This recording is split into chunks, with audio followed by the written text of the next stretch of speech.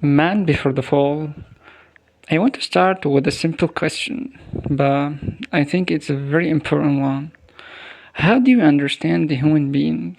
Because very often, when we talk about humanity, the first thing that comes to our minds is sin and the fall. Humanity sinned, humanity became separated from God, humanity needs salvation. But I started to think that there is a question that has to come before all of that. What was the human being originally meant to be in God's purpose? Because if I don't understand what humanity was meant to be, then I will understand the fall in a very superficial way. I will only see the fall as a human being doing something wrong, but maybe it's much deeper than that. I believe that from the very beginning, humanity was created in the image of God. And for me, that means that from the very beginning of our existence, there was something beautiful, something honorable, and something harmonious about the human being because the source of our existence is God.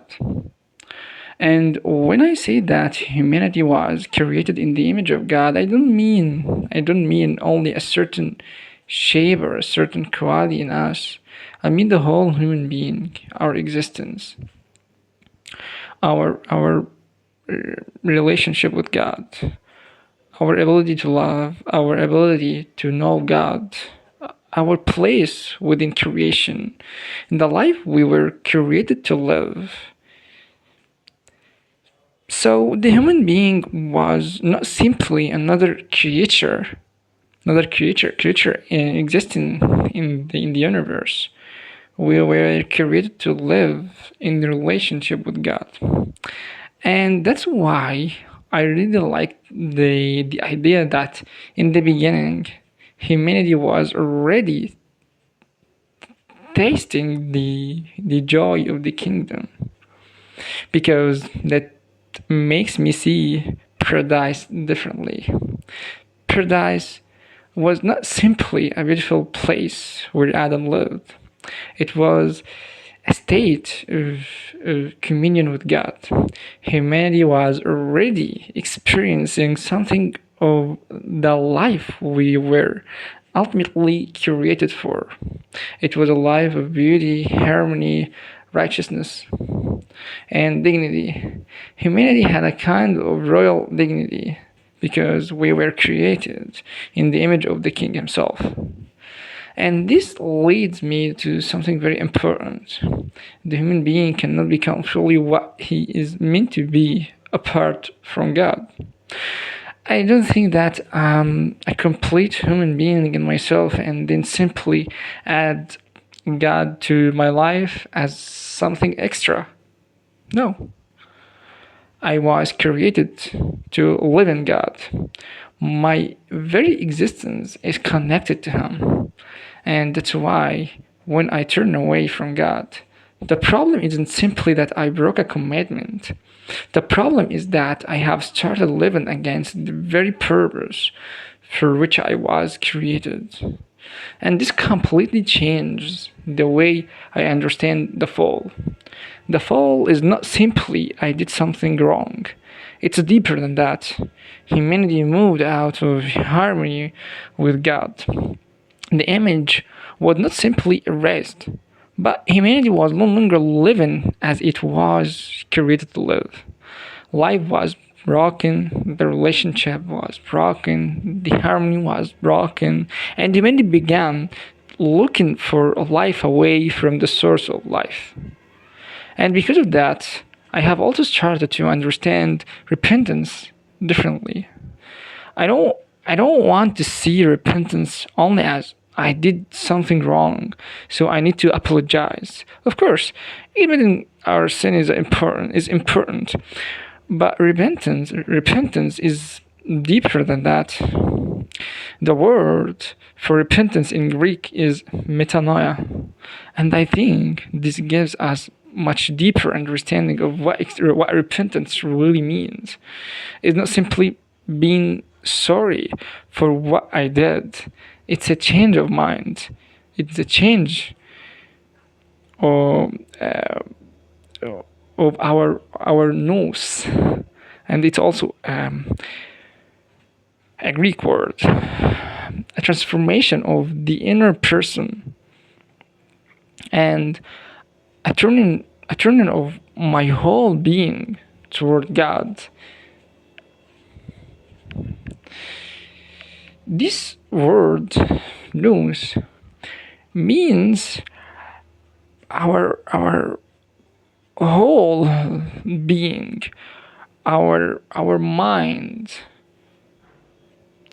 So it means that the way I see God, myself, other people, and reality itself begins to change.